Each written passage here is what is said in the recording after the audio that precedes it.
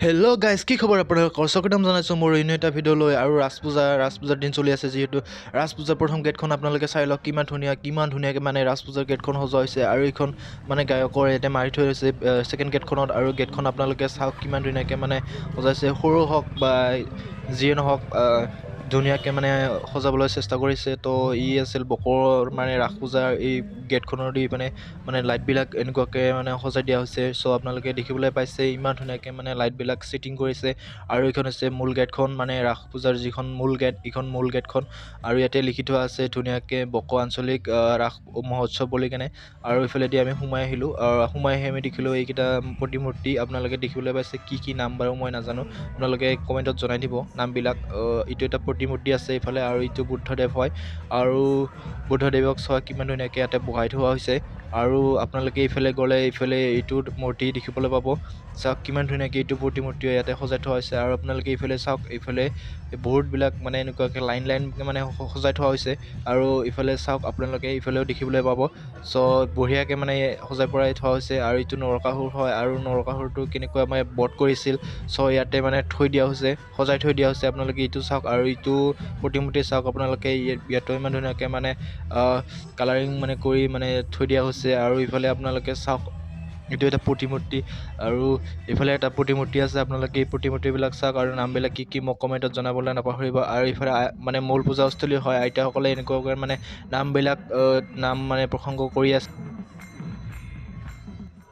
বামুণজনে মানে এনেকুৱাকৈ পূজা কৰি আছে। আৰু আগফালে বৃন্দাবন আছে, আৰু পিছফালে আইতাসকলে এনেকুৱাকৈ নাম ধৰি আছে। আৰু যিবিলাক ভক্তপ্ৰাণ আছে সেইবিলাকে আহি এনেকুৱাকৈ মানে পূজা অৰ্চনা কৰি আছে। আৰু ইফালে চাওক শ্ৰীকৃষ্ণৰ সৰু কালৰ দুষ্টামিবিলাক সদায় যেনেকুৱা মানে দূৰে শ্ৰীকৃষ্ণক সৰুতে মানে দুষ্টামিৰ কাৰণে পিটিছিলে। আৰু হাতীটো মানে পানী খোৱাৰ সৈতে ঘূৰিয়ালটো এনেকুৱাকৈ কামুৰিছিলে। চ' এইখিনিও ধুনীয়াকৈ মানে কৰি থোৱা আছে। আৰু শ্ৰীকৃষ্ণ যিবিলাক গোপিনীসকলৰ লগত মানে দুষ্টালি কৰিছিল, তেওঁবিলাকক ধুনীয়াকৈ মানে ইয়াতে উপস্থাপন কৰা হৈছে।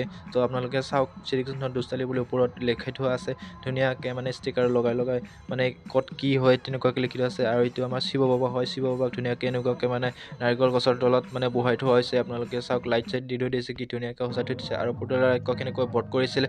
চ' শ্ৰীকৃষ্ণত এইবিলাক মানে ধুনীয়াকৈ ইয়াতে থৈ দিয়া আছে। তো ওপৰত লিখি থোৱা আছে মানে কেনেকুৱা এই নামটো কি হয়। তো সৰু ল'ৰা ছোৱালীবিলাকে ইয়াৰ পৰা উপকৃত হ'ব বুলি মই আশা কৰিছোঁ।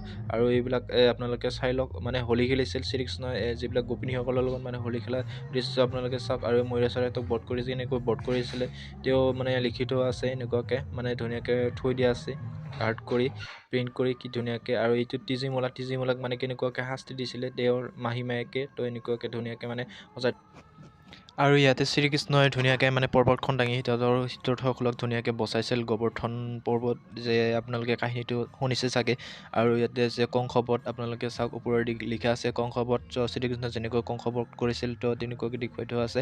আৰু ইয়াতে তৰকা বধ, এইটো এনেকুৱাকৈ মানে ধুনীয়াকৈ ইয়াতে দেখুৱাই মানে সজাই থোৱা হৈছে। তো ইয়াতে চাওক, আৰু কলীয়া দমন তো আপোনালোকে দেখিছে। আৰু এইটো লাষ্ট মানে ইয়াতে আছে গোকুল গমন। আৰু ইয়াতে চণ্ডীগড় ভাইয়ে পূৰা ডান্স মাৰি আছে, একদম ফূৰ্তি মানে সিহঁতৰ ৰাস পূজাৰ একদম মানে কি ক'ম আৰু, একদম ফূৰ্তি। আৰু ইয়াতে আমি কিবা এটা খাই ল'লোঁ, চব দস্তই মিলি। আৰু এইবিলাক মোৰ দস্তসকল সকলোৱে মানে মোক যাচিছে। তো এতিয়া আছিল আজিৰ ভিডিঅ'টো। তো ভাল পালে লাইক, শ্বেয়াৰ এণ্ড ছাবস্ক্ৰাইব কৰিবলৈ নাপাহৰিব চেনেলটো। তো নতুন হয়, নতুন কাৰণে কিছুমান মানে কোৱাত অসুবিধা হ'ব পাৰে, তো সেইটো এডজাষ্ট কৰি ল'ব। তো বাই।